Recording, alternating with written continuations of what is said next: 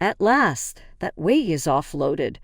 My parents are living at my house with me starting today. Scott, my husband, destroyed our family house and stood before it after my parents passed away. He yelled out, "Hurry up and bring the inheritance to our place." Shocked, I stood there and questioned, "What are you talking about? Have you lost your sanity?" At his remarks, I laughed uncontrollably. I understood the nature of all this was about. "Why are you chuckling?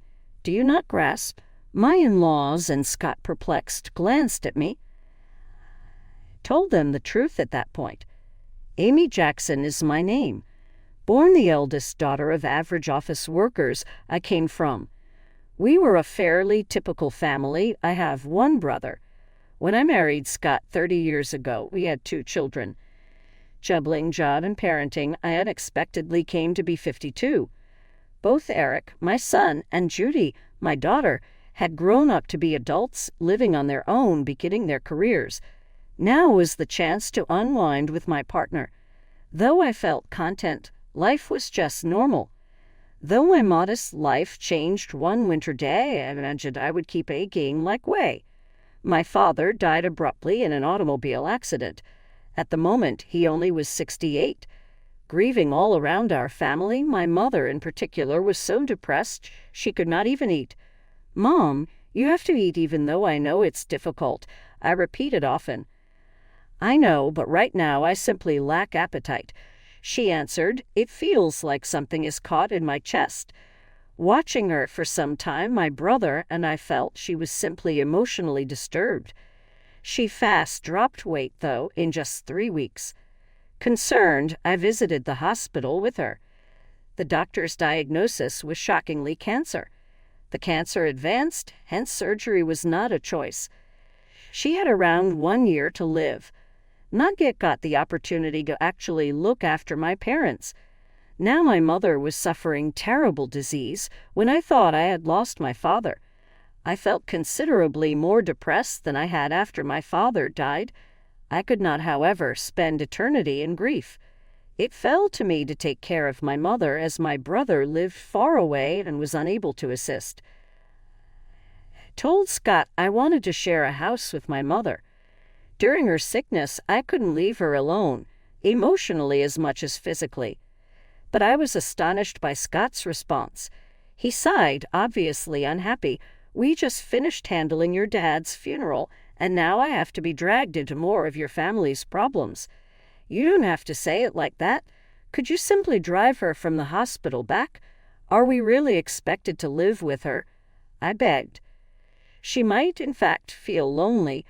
Should things not go as planned, perhaps I could just spend some time living at my family house. Scott started to get enraged.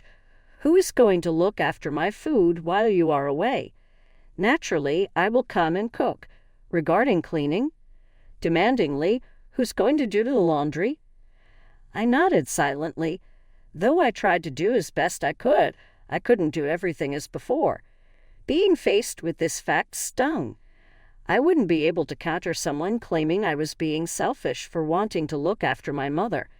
Though my mother, being thoughtful, would say everything is good as it is, I truly wanted to do something for my folks. "Good, but you hear me not contributing in any way," Scott regretfully said to my quiet. Though he behaved haughtily, he had finally accepted. Though I thought he was horrible, I said, "I'm sorry and thank you." He had consented to my wish. I thanked him and stifled my want to object. Still in turmoil, Scott and I moved in with my mother at my family house. Originally, we had been living in a house Scott's company paid for. Scott was an only child, hence we did not want to buy our own house since his father truly wanted us to live together. Eventually, we were planning to move in with Scott's parents. For business, living in the company housing was more handy. The rent was just roughly $11,000 a month, thus it was not a major strain. But we have more space now that we live at my family house, and we are free from paying that. For Scott, living together wasn't entirely horrible. Scott kept his word. He did not assist with anything, but I am happy to live with my mother. She appeared vivacious, but she spent a lot of time lying down during the day and felt weak a lot. I controlled her meds, fed her, and cooked her meals. She could not have done all that by herself.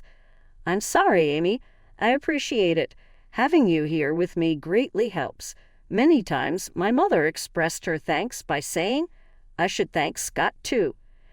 She was appreciative of Scott too, as she had no idea of the nasty remarks he had made on sharing a house. One evening, as Scott came home after my mother had gone to bed, I brought up her treatment during dinner. Scott sent me a look and continued, I'm not sure what you want me to say. Refusing even to pay attention. I told you I am not contributing anything. I wanted someone to blow out frustrations to. Someone to see. I just wanted Scott to pay attention.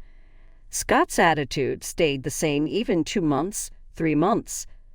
Living together, he grumbled constantly, behaving as though he were doing a huge favor. Day by day, his behavior grew more annoying. I could not, however, say anything against it. I was growing more strained between thinking about my mother and showing Scott some consideration. My mother's illness worsened quickly around the 2-year prognosis. She was hospitalized and died 5 days later. I was devastated even though I had psychologically ready myself. Right away, my brother's family and my kids were quite helpful. But in situations like this, you truly want your partner right at hand. Scott was not helping with the funeral preparations at all, though. He was laughing and chatting with his parents in a corner. My brother had led the most of the preparations, and somehow we were ready for the burial. Scott, who ought to be in the family section, was at the very rear of the relative area nevertheless. Scott, I want you to sit in the family section, I advised. He answered, No, I'm good here. I am not a blood related after all. But you are my husband, I said. His mother then interjected, He's your spouse, but he's not your mother's son. Our son is Scott, hence he is an alien. You know Amy should take seat in the family section. Finding out from my in-laws hurt. I lost all words. From where I come from, sons-in-law often sit in the family area during funerals.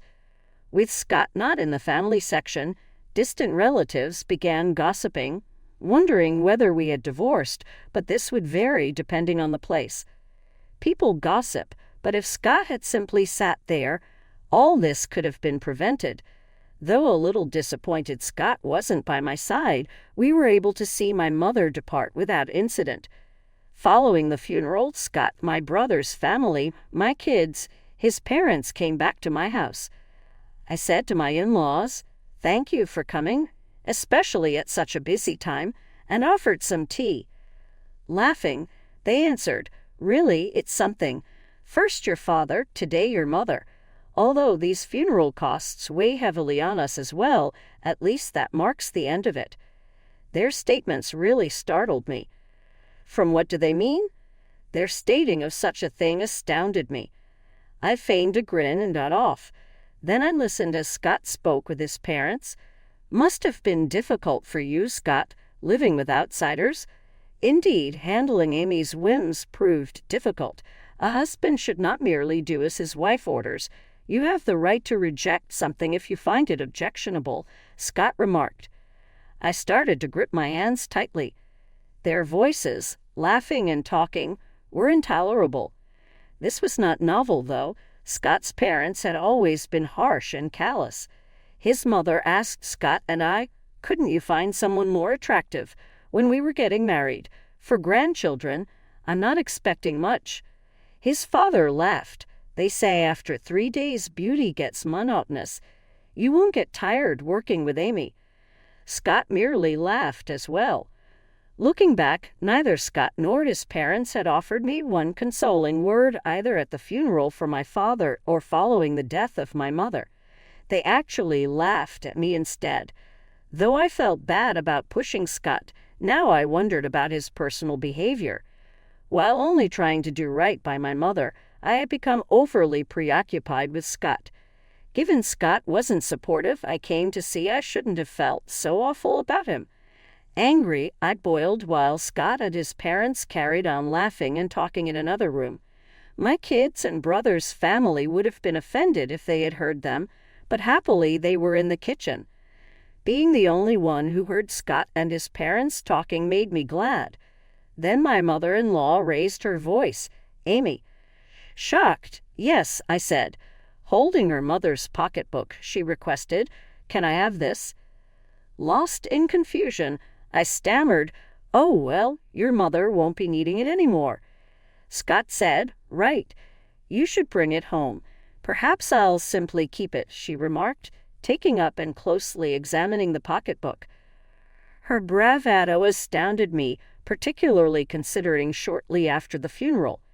Taking the bag from her, I exclaimed sharply, "No, you can't." Her demeanor changed, not in response to the purse, but rather in response to me, her daughter-in-law, standing up to her. Still, I stayed to my feet. "We aren't yet ready to go through my mother's stuff. Her belongings will be shared among the family later." Red with rage, my mother-in-law turned. "What do you mean? Are you suggesting I belong nowhere? Earlier at the burial, you mentioned that even Scott felt alienated from my mother. How come Scott is an outsider when your family is not?" I corrected. Hearing this, Scott and his father both went red. "What are you expressing? Tell Mom apologies. How disrespectful of a daughter-in-law to talk like that." Their ruckus pulled everyone from the other room. After all the work we had done to attend the funeral, I did not expect to be labeled as an outsider. "Let us go home, Dad," my mother-in-law yelled at me in front of everyone and bolted from our house. Somehow, even Scott became enraged and departed with his parents. "What would happen? Were you actually calling your mother-in-law an alien?" Having heard just her side, everyone asked me. Taken out of context, it would have sounded as though I was the one acting aggressively, but I told everyone about the circumstances and none one person criticized me. My kids pointed out, "Grandpa and Grandma should be more considerate of other people's feelings." That's just how Grandpa, Mom, and Dad have always been. Though my kids sided with me, I still couldn't forgive those three. Since that day, Scott hadn't been home for some time. I hadn't even got in touch to him. I wasn't sure if I could forgive him even if he did, and I didn't think I should be the one to apologize. I understood, though, that this cannot be the status quo indefinitely. One day, Scott returned as well. "Welcome home," I said to him, stifling the resentment that sprang at seeing him. "It's been rough, huh?" His austere comments were an attempt at concern, and I was surprised. "Take the youngsters on a journey," he said, passing me travel coupons. "It will be a nice change of scene for you." I had no words. Tears instead began to trickle down my face. Though I was touched that Scott followed their suggestion, it could have been theirs. I got right on calling the kids to arrange the vacation. Actually, Dad offered this suggestion. It's surprising, isn't it? My suggestion startled the children. It seemed like Scott had truly given a gift. Laughing, I asked Dad if he felt guilty about what happened. I appreciatively took Scott's travel coupons. "I'll be off then." "Sure, take your time. Stay at their homes with the children as well." "We're not. Really, I cannot be away that long." "Don't worry about me. At my parents' I will unwind. Just enjoy yourself." Scott sent me off with that. Judy was pleased to have me visit, hence before the spa trip I stopped by her house, then Gary's. While looking after my mother, I hadn't been able to visit them, thus I assisted by making and freezing meals for them. "Mom, thanks, you should relax." Both of them commented, "Happy to have my cooking at home. This really helps." Scott's recommendation helped to create this possibility. Then arrived the much-awaited spa trip. I lounged with my kids at the hot springs. The grief of losing my parents and the tiredness from caring seemed to have healed really a lot. Spent over a week gone, but my children came back home beaming. That was enjoyable. Dad deserves thanks once again. Judy laughed. True, just once, but I wonder if he's up to something. Don't mention that. Dad considered us personally in his own sense. I burst out laughing, planning to share the memories with Scott and begin our life together once more. I was mute when I got home. What happened to the house? I looked around in shock. The family house that ought to have been there vanished, even though the position was clear-cut. Then Scott materialized out of nowhere. Then his parents followed. Standing there stunned, they were smirking at me. "Scott, what's going on?" Still attempting to keep cool, I asked. With the same nauseating smile, Scott continued, "Finally, I'm rid of that baggage. My parents are living in with me at my residence starting today." "What are you chatting about?" I said, trying to keep cool. "Have you gone insane? Your family house is no more standing. Bring the inheritance right over here fast. Anything you inherited, it is Scott's now." Then I understood that Scott had disappeared the house. It was all for the inheritance. Like this treachery, I became unboundedly depressed and angry as I considered the future on my trip home. But Scott would not want to see the house destroyed. I won't let it. When I saw their grinning grins, I started laughing. Scott and his father could understand my laughing. "For what reason are you laughing? What a strange woman. Has she gone nuts?" Looking at me as though I were ghostly, my mother-in-law said. I spoke out, facing the three of them. "Do you people know what you are talking about? I have not inherited one penny, hence inheritance is not possible." Saying that, I started laughing once more. They had assumed, with the bequest, they would become wealthy. Their insane fantasies and behaviors made me uncontrollably laugh. "What exactly do you mean? Show yourselves," Scott sought.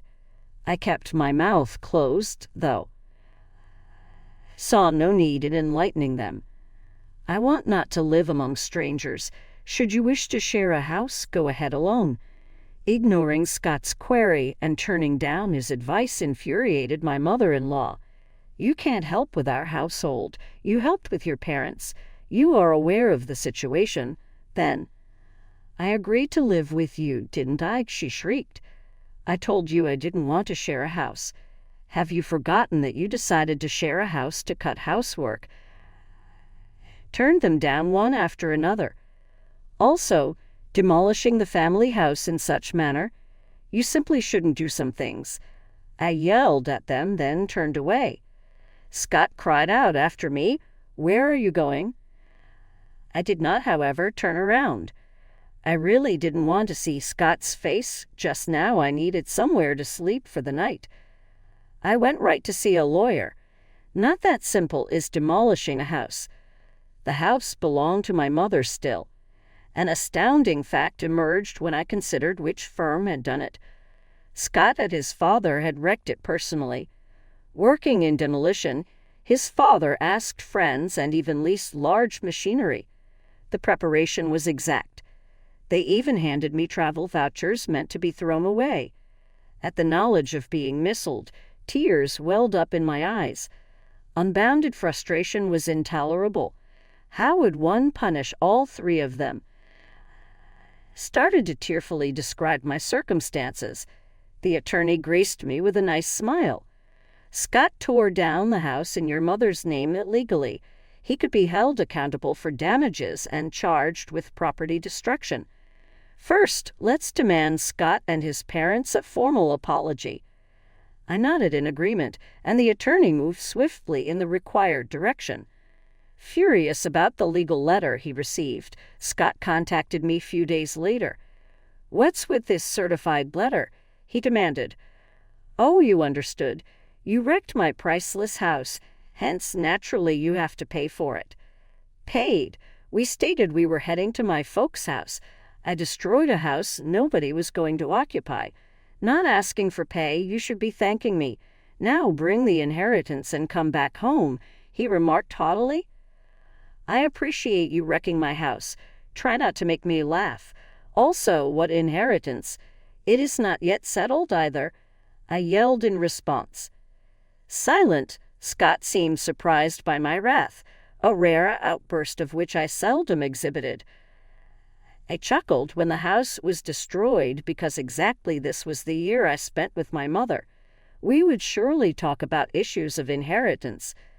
I thus informed my brother I wanted nothing and should be giving all to him. He so inherited all the cash and stocks.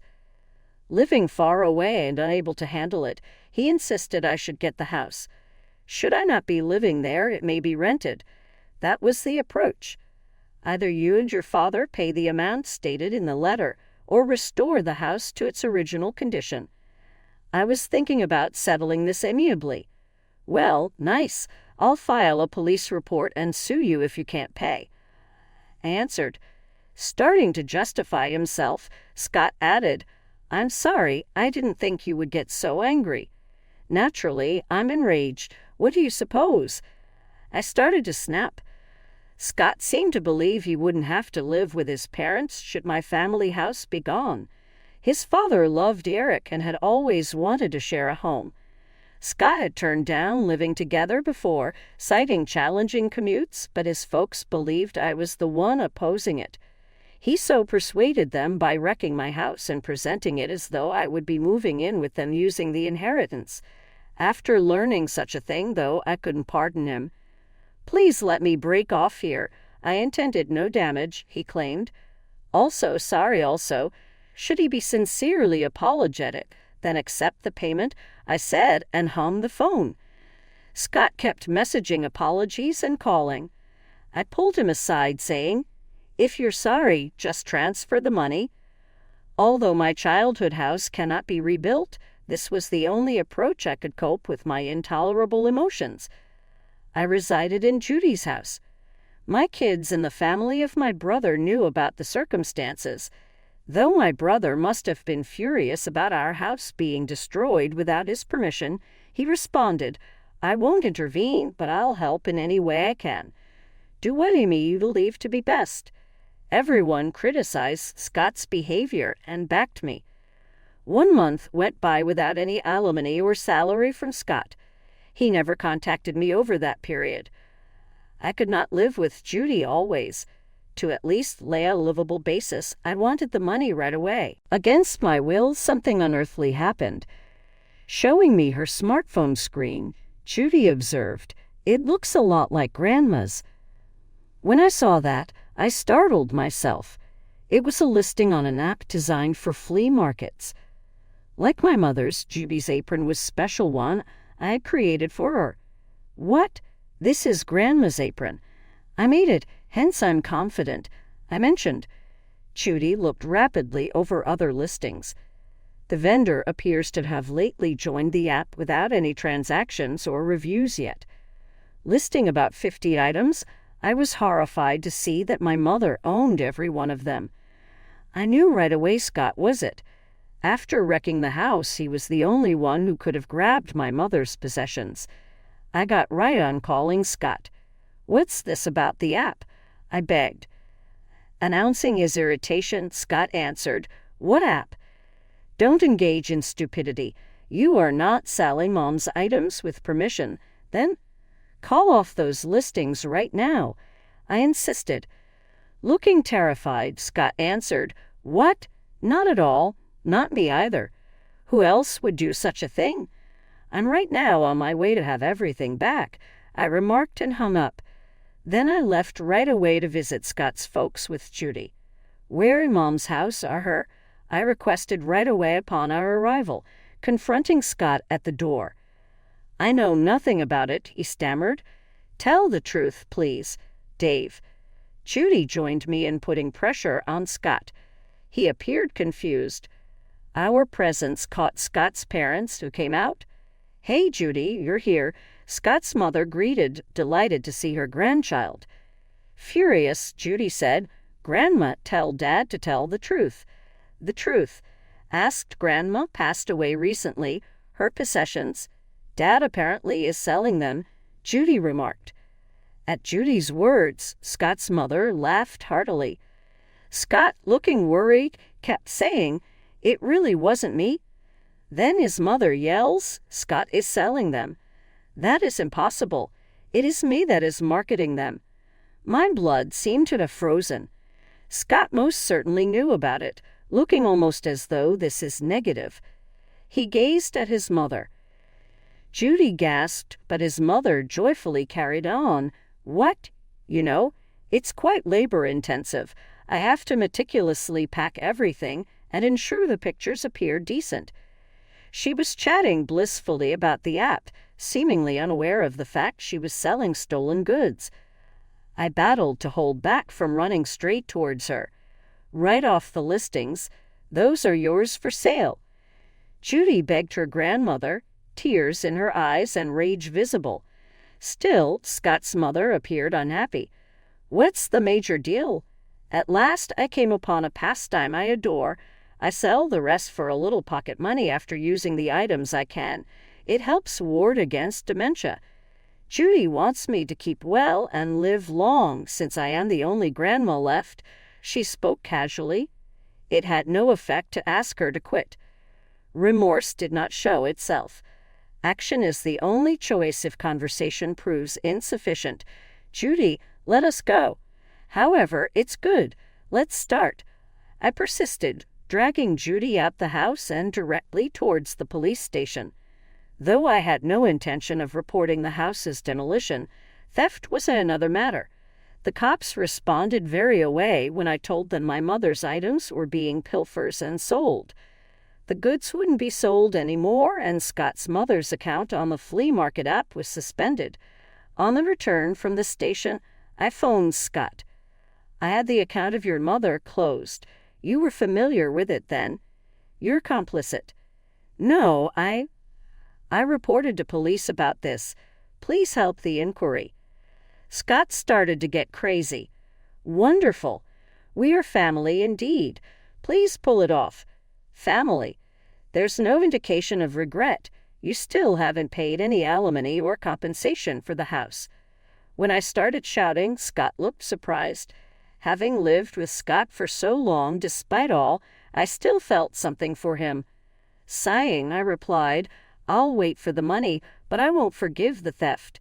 Get everything back. And Scott, your father looked really sick. Has he visited a doctor?" "What? Not a monster." "And not." Hung up saying, "So just passing on that message." I'd recently seen Scott's father, who was shockingly skinny and seldom talked. His complexion was unusually dark, not merely pale. Though his health was clearly poor, that family most likely hadn't noticed. Scott just acted rough with me. His wife was indifferent, selling stolen goods. They showed no true regard for others. The next day, Scott's father called me. I answered, expecting it to be a thank you call. I reacted exactly the opposite way. "Planning to throw me in a hospital to get rid of the hassle? You mean by treating me like a sick person? Scott and my wife need protection from you. I'm not going to any hospital." He chastised. Being corrected while I was simply worried shocked me. "Sorry for overstepping. I was just worried." Hemp. "Unlike your parents, I neither am weak or fleeting. Not make a mockery of me." He shot. His statements enraged me, yet a few days later he reportedly felt sick enough to visit the hospital. The diagnosis came as terminal cancer. Panic drove Scott to phone me. "Dad has terminal cancer. What am I going to do?" I snorted. "I'm not sure." When I urged him to visit a hospital, what did he say? "I'm not fragile or short-lived like your parents, so deal with it yourself," he added. "How, Amy? Could you be so merciless? You would not be such a person. Never would have thought. When my mother was ill, did you ever speak one kind, loving word? Think back on your own behavior," I remarked and hung up. Scott's father died not too long after, as was expected. Being a human being, I didn't want to have bad emotions towards the departed, yet remembering all that had been done, and said I couldn't cry. His will turned up following his funeral. Though all the talk about not being temporary, he had done extensive planning. The house moves to Eric, the grandson. My wife and eldest son are to split the remaining estate. The name Eric caught me off guard. Wanting to live with Scott, his father had always favored him. He must have wanted Eric to own the mansion long after his death. For Eric, it was inconvenient. Renounce the inheritance. You don't need that house, do you?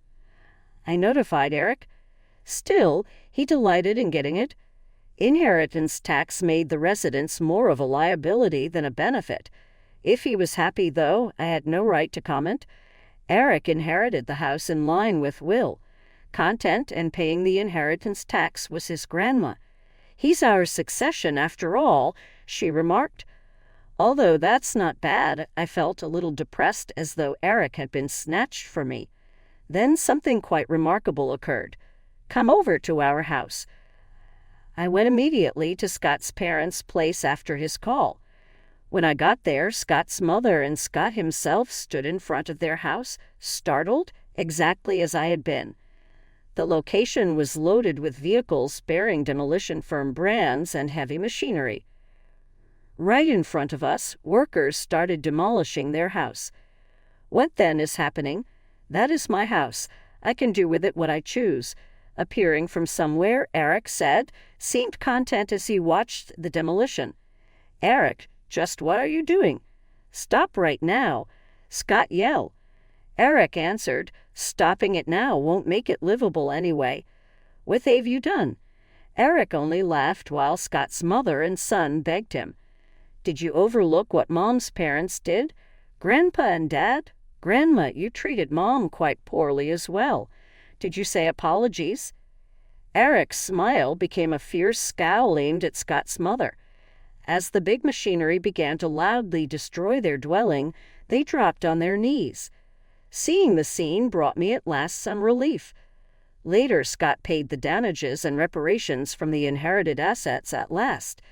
Eric found the pilfers Scott's mother took from my mother and gently returned them to me. Eric said, "You always have me and Judy," and I at last started to cry with relief. Now, living in a company house once more were Scott's mother and Scott, who had lost their house and left penniless. Scott and I had left the business house, but suddenly Scott and his mother had to go back and were the target of gossip. To Scott's colleague's wife, who we got along with, I told the whole truth. Although it's their own doing, Scott and his mother will most certainly have a difficult existence in the company accommodation. They will have to save for a new place to live once Scott retires. Sometimes I just want anything to chat about, so I ask my acquaintance how Scott and his mother are doing right now. I stayed at Judy's house thereafter as well. Eric then became engaged to be married. He has house building on his agenda. The former family house sold for a fair price, and it made me happy to know that even that house had value. Mom, come live with us. Eric responded. His fiancée greeted me cozily. Decided to accept Eric on his offer, as I couldn't keep depending on Judy, who lived alone eternally. Driven not to be like my own mother-in-law, I am considering leading happy life with my new family.